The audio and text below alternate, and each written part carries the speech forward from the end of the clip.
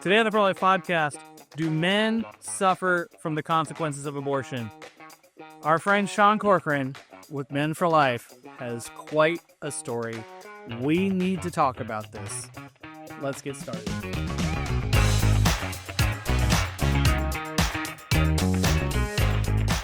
Happy Thursday, Pro-Life family. Welcome to the table. Bring me coffee. I got mine. Hey, friends. Hi. Great. Our new friend, Sean. Welcome to the table, sir. Thank you. Happy to have you here. Excited to be here. You are here to talk about your organization, Men for Life. Yes. So tell us about Men for Life and how that got started. Okay, Men for Life is a national pro-life organization. Our mission is to empower men to become informed and active participants in the pro-life movement.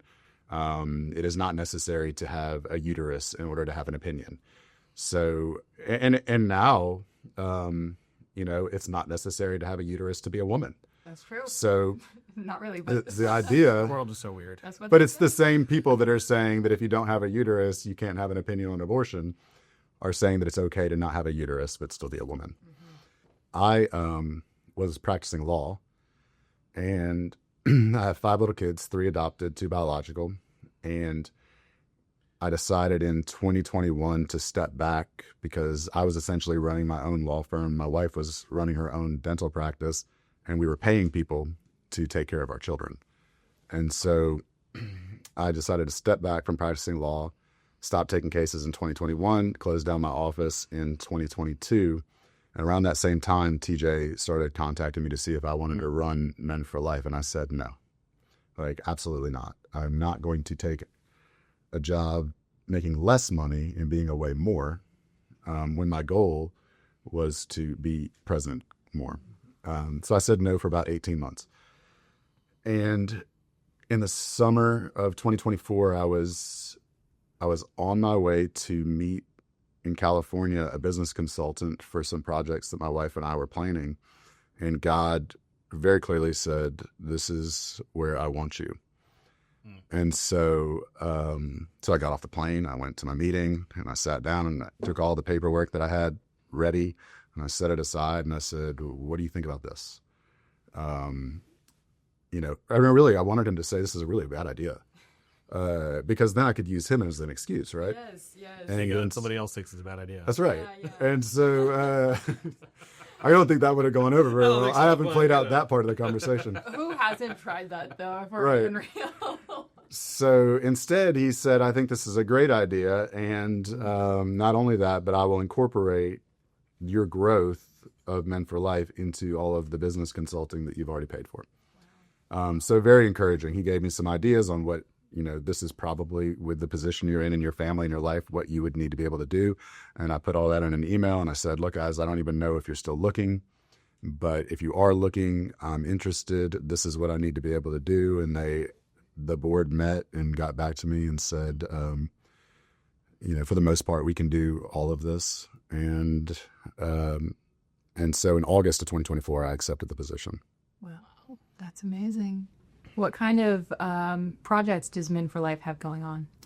So I think that the first and foremost is something like this, sharing stories of men who have been impacted by abortion. The initial idea was to share stories of men who had an abortion experience, so that other men wouldn't feel like they were the only ones. Yep. Because if we know that 1 in 5 men will lose a child to abortion by the time they're 45. But the only reason we know that is from doing studies, because men don't talk about it. And because men aren't talking about it, other men aren't talking about it.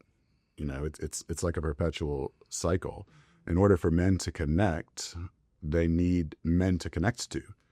And so it takes men sharing stories, just to use the word men for the 500th time in 2 minutes, in order for other men to realize, hey, this is important and I'm not alone. And I'm not the only one who felt the feelings and the guilt and the shame and the regret of losing a child to abortion. And so I'm going to speak too. And that's really how we believe that we're going to empower more men to get involved in the pro-life movement, because it's not just the man who lost fatherhood because of abortion. It's his brother, his father, his son, his family. If you're not a whole man, then how do you lead your family or your employees or coworkers or anyone put in your charge to lead, because you're being held back by that guilt, that shame, that regret. And so it really empowers men to do more than just be active participants in the pro-life movement, but you're empowering men to be whole men. So that was our initial, or our first initiative. So we're doing that through a podcast.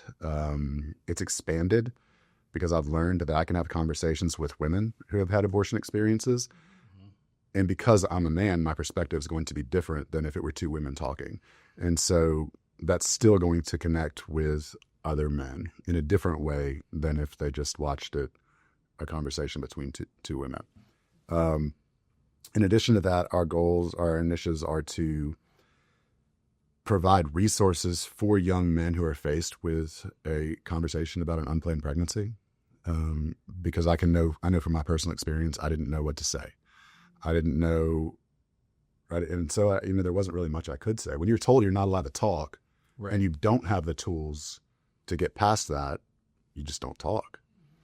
And then on the other side of that, of course, is post-abortive healing, connecting men with resources that can help them with post-abortive healing, resources that are facilitated by men, so that those who are affected feel comfortable talking. Because when we're told for 52 years by women, you don't have a right to talk because you're a man, to then expect that, hey, I'm suffering here because I lost my child, and you, a woman, want me to open up about it, even though we're on the same side, it's still an uncomfortable feeling, because it really just seeps in that, hey, we're not allowed to talk about this. We're not allowed to feel this. We're not allowed to, our feelings are really invalid, and there's no other men talking about it, so I must be the only one.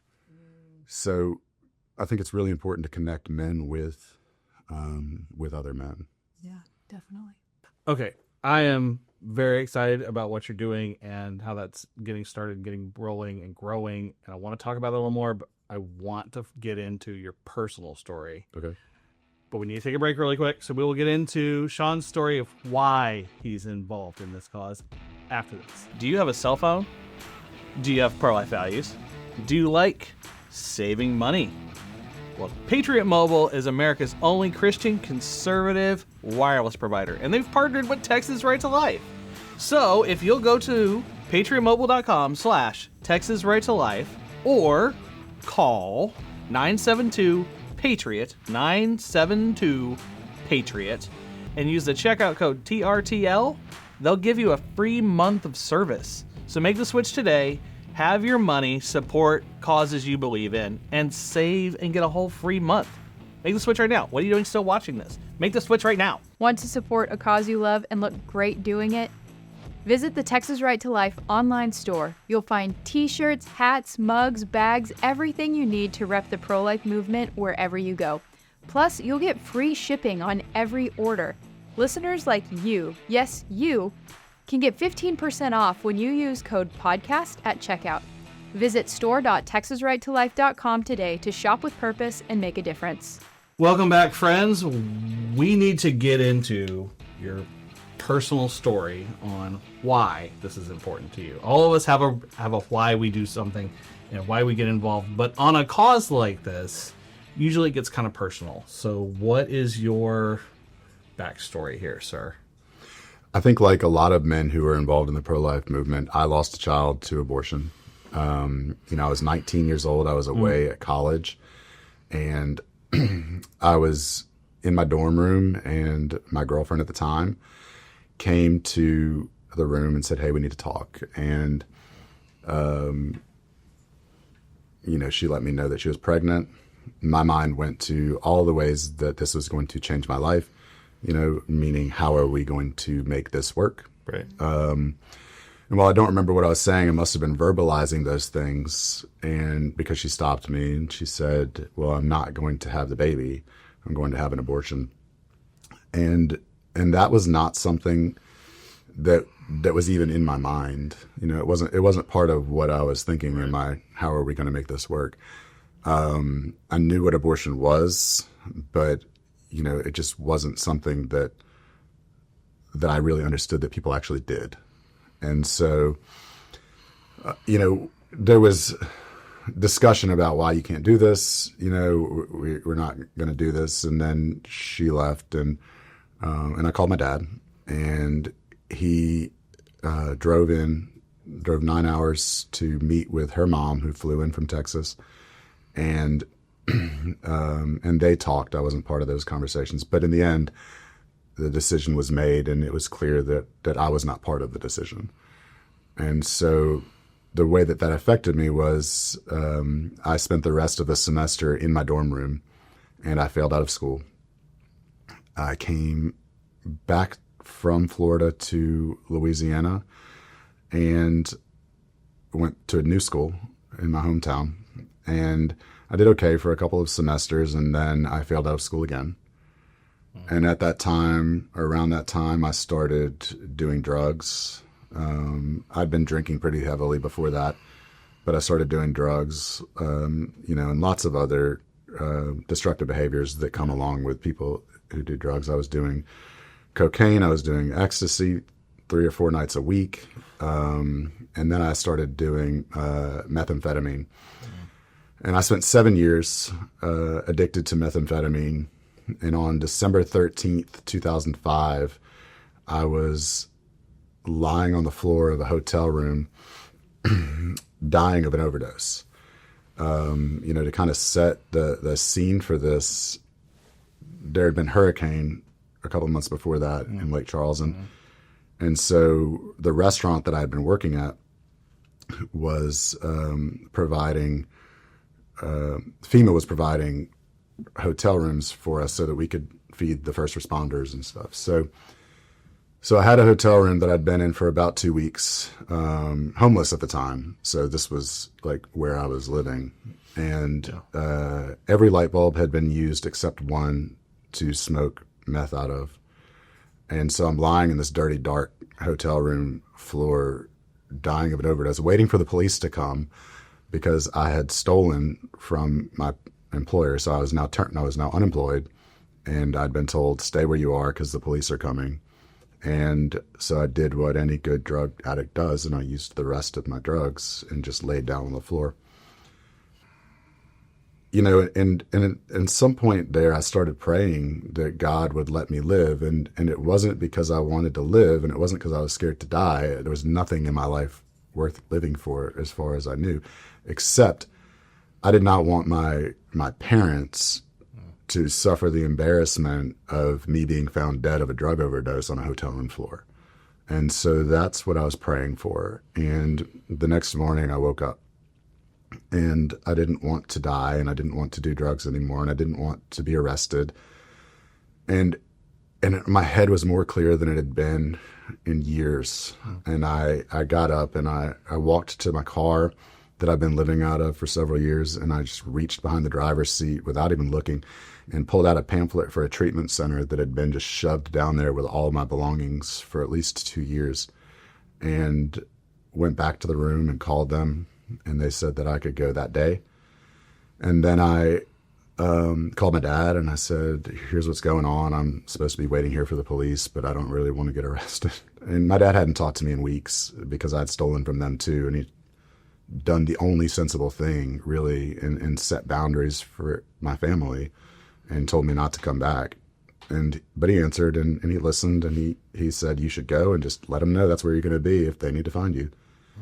And so he put gas in my car, and I made the drive in a truck that hadn't had a maintenance or an oil change probably in 5 years. And so I'm driving through the Kisatchie National Forest, just praying, you know, with a printed map, right? That I wouldn't break down in the middle of the forest. And then I got to Shreveport, where the treatment center was, and it started hitting hills, and my truck started shaking.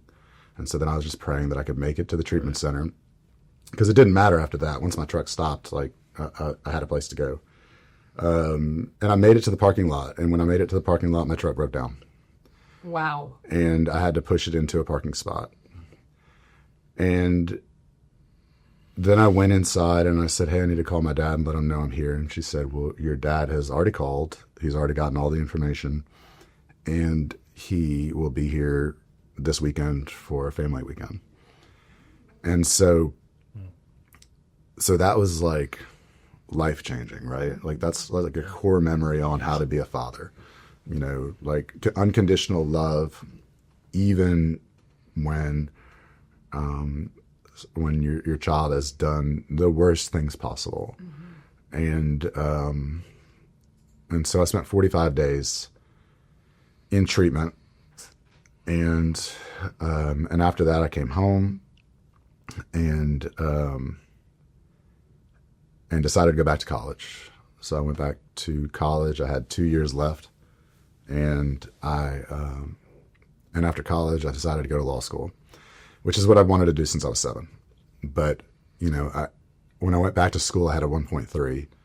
So the chances of bringing a 1.3 up, I can tell you that with 2 years of all A's, I brought a 1.3 up to a 2.3. That's as good as it gets. So my chances of law school weren't great, but I got into multiple law schools, and I'm confident that I had the lowest GPA of anyone ever admitted to LSU Law School. And I went on to law school, and when I got out, I started working for a law firm for just not too long, and then I started my own practice. During that time, I had been asking out the same girl for 7 years.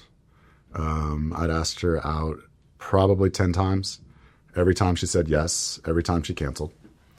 And so I ran into her right before my last semester of law school, and I asked her to a Christmas party for the law firm I was working at. And she said yes, and we've been together ever since. Oh. Yeah, I know. Like God was just protecting her. God was protecting her. God was protecting our family. God was protecting our future from the person that I was at that time, while He helped me to become the person that she deserved. And so then we got married and have 2 biological children. We have 3 adopted children. Our first adopted child was, you know, people ask me, how do you adopt? And I don't know the answer, because we made an appointment with a social worker and then got a phone call before we even had our home study from another attorney who said, hey, this child has been born. The mom doesn't want to meet him. She's on drugs. Do you want this baby? And we were in Houston. We drove home, and we said yes, of course. And we drove home. And, you know, and for me, that really is a full circle moment, right? Mm-hmm. Like a mom who didn't know who the dad was, had no prenatal care, knew that she couldn't raise this child, carried the child to term, selflessly said, I don't want to meet him, because, you know, once you meet your child, yep, like there's that connection, you know? So, I mean, that's not a bad thing that she said that. That's a beautiful thing that she realized, hey, I can't take care of this child, and I'm scared that if I hold him, I'm gonna try, mm-hmm, right? Mm-hmm. And so, and then gave him the gift of life, but also, you know, the gift of a family and a home, and you know, and maybe one day, you know, if Henry is inclined, you know, he'll get to meet her, and we'll all get to thank her, and, you know, yeah, and we'll just see how that plays out, I guess. But so I practiced law for 10 years, and then I already got to the end. Then yeah. I got to the end of the beginning. So in 2021, I stopped, and like I said, I had no intention of running a nonprofit. But in there, you know, I started talking about abortion first at small men's retreats that I was on. But what I noticed was that the reason that I felt comfortable sharing in these retreats was because other men were sharing stories of, you know, not abortion, but stories that just came from a place of complete vulnerability. Yep. You know, like the worst things that had happened. You know, one gentleman shared that about how his son died, you know, and it was a tragic accident. And and hearing that from men, from real men, empowered me to say, I feel comfortable sharing, my story. Then what happened was other men came up to me and said, I haven't told anybody this in 20 years. Or, at some points, even their spouse, their wife, but I lost a child to abortion when I was 19, 20, 21, and sometimes it's men who were in the same situation as I was, and they fought against it but lost. And sometimes it's men who pushed for the abortion, whose idea was the abortion, and they still spent 20 years, with guilt and shame and regret, and wondering about this child. And so that's kind of where my heart is at, knowing that when men hear other men share, they are more comfortable to come forward, and they're more comfortable to connect. They're more comfortable in this situation to recognize that as a man, you do have a right to feel, because it wasn't until I was in treatment that they connected the dots for me. And I should have not skipped over that. But for that 7-year period, I didn't even know what it was I was trying to cover up. I just knew I hated the way I felt. And so I was doing anything I could to feel different. And when I was in treatment, they walked me through my life, like, let's figure out where this started. And when I got to the abortion, they stopped me and they said, well, we should really talk about this. And it's the first time anybody had said that. And so we talked about it, and clearly looking at it objectively, abortion happened, everything went out of control. Yeah. But I didn't connect those dots because I wasn't allowed to have any feelings about this. And so it was in treatment they gave me the permission to mourn, the permission to feel, they gave me the permission to grieve, and they helped me to name my child. I named him Michael, which is my father's middle name. They helped me to write letters asking for forgiveness from my younger self, asking for forgiveness from Michael, a letter forgiving the mother of Michael's mother, and to really begin that healing journey. But for me, what's helped more than anything is doing this work, is connecting with other people, is sharing my story and sharing the stories of others, because it really helps me to move forward with my own experience. Was it C.S. Lewis said, I sat with my anger long enough to realize her real name was grief? I like that. I think there's a lot of men who haven't sat with their anger long enough to realize her real name. And the only way to do that is to talk about it. Yes. We've all got some trauma, and we've raised a generation that doesn't talk about it. Right. And this no uterus, no opinion stuff doesn't help. You're not allowed to, you shouldn't even have an opinion, let alone feel it. Right. And I think that's how we get where we are, where we have this cultural mess. But I feel like the church is starting to really dial into this, and that men have to talk about it. Yeah. Culture's kind of shifting that way, but still weirdly, but the church has begun to really shift that. And I'm very thankful for organizations like you've got going to bring out these stories, to let men talk about these things. We got to get this stuff out. We've got to get through it. We can't stop the cycle unless we admit the problem, discuss the problem, and what the real effects are. 100%. I have so many questions, but I'll only stick with like 2. Okay. Okay. Well, we have time for a couple, so go for it. But okay. So number 1, what do you wish that somebody would have said to you, like at that moment when you were 19, and finding out that your girlfriend is pregnant, and then the girlfriend saying, I'm going to have an abortion? I guess looking back, as men do, when my dad left, he said, okay,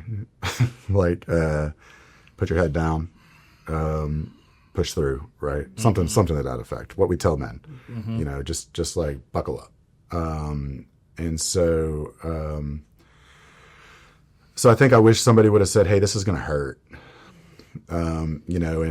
And you probably would benefit from someone who understands and someone to talk to.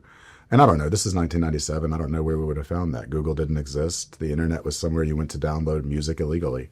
So it wasn't, it wasn't like I could just go on Google and search for abortion resources. The only abortion resource I knew of was the place where she got the abortion. So, so I think that would have been helpful. That's what I would tell somebody else, that this is not a quick fix and a temporary solution. Like, this is something, regardless of which side of this you're on, that is going to hurt. That we know that in a study where only 49% of the men who answered were pro-life, 71% of the men said that they noticed adverse changes and would have benefited from some sort of help after the abortion. And only 18% of men were able to find help, like could figure out where to go. And so I think that's really the heart of this is meeting young men where they are. I would also say, if faced with that conversation, my focus immediately went to the baby. Right. Her focus was on herself. And so I think what's really important if faced with that conversation is addressing the concerns of the mother, that she's not going to be alone through this, that she's not going to be alone after this, that it's going to be okay financially, that it's going to be okay spiritually, that it's going to be okay emotionally, working through all of that you can graduate from college, you can have a social life. Yeah, this is going to change your life. Unplanned pregnancies are hard. Planned pregnancies are hard. I got 5 kids. It absolutely changes your life. There's no getting around that, but it's amazing. It's hard, but it's amazing. And so, so that's what I would tell somebody who is faced with an unplanned pregnancy today. Nice. Okay, second question. So you said that you work with men on the front side of a pregnancy of, like, if your girlfriend says she's pregnant, here's how you have that conversation. And then the back into it, this is what we tell men after, we've realized that they've had an abortion, and this is where we point them to. Can you give us just a glimpse to help our viewers have those conversations on just a glimpse of the front side and the back side? Yeah, I think that the front side is what I just said, kind of. Like, number one, you need to address yourself, because this is going to be hard, and it does have the ability to impact you long term. A friend of mine, Greg Mayo, wrote a book called Almost Daddy, which is a fiction book, but then he wrote a post-abortive healing guide, also called Almost Daddy, and it lists what he refers to as post-abortive traumatic stress syndrome, let's call it that. And all of the things we've learned in studies that men may deal with. You've got the behaviors and the symptoms, and the behaviors can be risk-taking behavior, promiscuity, addiction, alcoholism, so many things that men do to shove down that pain, to forget about it. Mm-hmm. And the only reason you're doing that is because you're trying to forget about the pain. And so you have to deal with the pain, and having someone to talk to is really important. But before the abortion happens, I think that it's really important that you address the concerns of the mother. And I think it's really important that you step into your masculinity and don't stay silent. There's been several instances that we're aware of where the man stayed silent because he thought that the woman didn't want him to speak. She had the abortion because she thought he wanted her to have the abortion. And then when they got together afterwards, they realized that they both wanted to keep the child. So staying silent is not being bold. Staying silent is the opposite of being masculine. Staying silent is weak. And so it's really important that you stand up and protect and provide, and and don't be a little baby about this. Like, be a grown man. You do big boy things, you get big boy consequences. So if you're going to have a baby, like, step into that role and be the man that God created you to be. Mic drop. Let's go. So I think that's what's really important, right? Yeah. And part of that is standing up for your child. Absolutely. We are called to protect. We are called to provide, and I really think that you cannot be pro-life without being pro-woman. Regardless of what the abortion side says, pro-life is pro-woman, and as a man, it's really important that we are protectors, providers, that we are pro-family, pro-woman, and pro-life, and all of those things work together. And so I think that's what I would call young men to do. On the backside of it, I've been really blessed. I thought that I was going to have to create these post-abortive programs for men, and there may be a time when we decide to create something that we think could work better.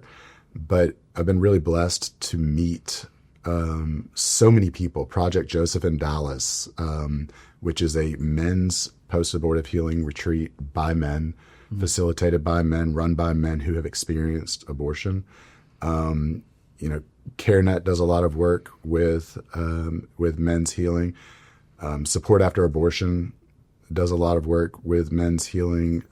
She Found His Grace, which obviously in the name, She Found His Grace, it was started by women for women, and they saw the need. And so now they also have post-abortive healing program for men. And all of these people realize that you can't approach the men the same way you approach the women. Right. Because men and women are different. So, Sean, for the viewers watching at home in their car or just on their phones, whatever, however they're listening, however they're watching, what's going to be the quickest way, now that they've maybe sat with us and gone, he's talking about me. I went through this. I've sat on it for 20 years. Yeah. Where do I go? I'll give you my email address. It is Sean, SEAN, at menforlife.org. And you can email me directly, and I can connect you with the person who can help you the most in the situation that you may be in. You can find our website at menforlife.org. We're on all of the social media platforms. It's at NTL Men for Life. Awesome. What can our churches do to support what you're doing? So,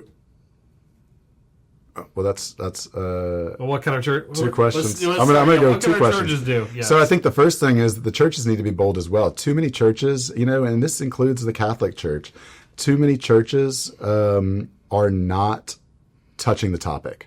They're staying away from the topic of abortion. And I live in a very conservative, very Catholic area, and it's not something. I went to school there. I went to a Catholic school there, and it's not something that is talked about, and it's something that needs to be talked about by people within the church, not just by people who come from outside of the church. And I know from talking to a lot of other people that there's similar situation in non-Catholic churches. Mm-hmm. And so I think it's really important that, again, that these pastors step into their masculinity and be bold, right? And say, hey, like we love our neighbor. Our children are our neighbors. The unborn are humans. We cannot be killing innocent humans. And that's it. It's not, there's no the gymnastics, the mental gymnastics that come with this argument come from the other side. Yep. There's no mental gymnastics that you have to go through to say abortion ends an innocent human life.